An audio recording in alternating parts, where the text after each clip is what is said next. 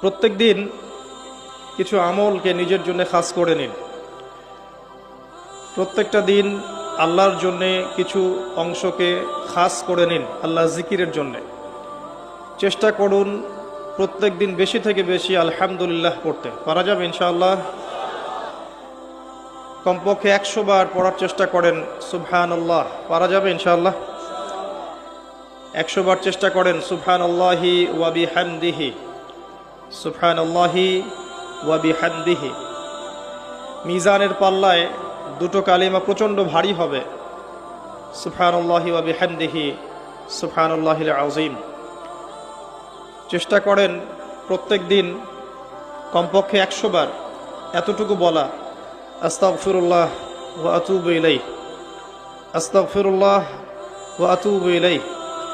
নবী সাল্লাল্লাহু আলাইহি ওয়াসাল্লাম, যার আগের পিছের সমস্ত গুনাহ মাফ, যিনি নিষ্পাপ মানুষ, তিনি দিনে 100 বার আল্লাহর কাছে ইস্তেগফার করতেন। সেখানে আমাদের কতবার পড়া উচিত আমরা নিজেরাই বুঝতে পারছি। কমপক্ষে 100 বার বলতে চেষ্টা করি আস্তাগফিরুল্লাহ ওয়া আতুবু ইলাইহি। এবং সকালে এবং সন্ধ্যায় একবার করে বলার চেষ্টা করি সাইয়্যিদুল ইস্তেগফার।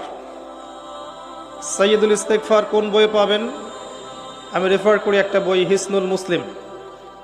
এই বইটার অ্যাপসও পাওয়া যায় প্লে স্টোরে, এখানে পাবেন। সকালবেলা পড়ার পরে কেউ যদি সন্ধ্যার আগে মারা যায় ইনশাল্লাহ জান্নাতে যাবে।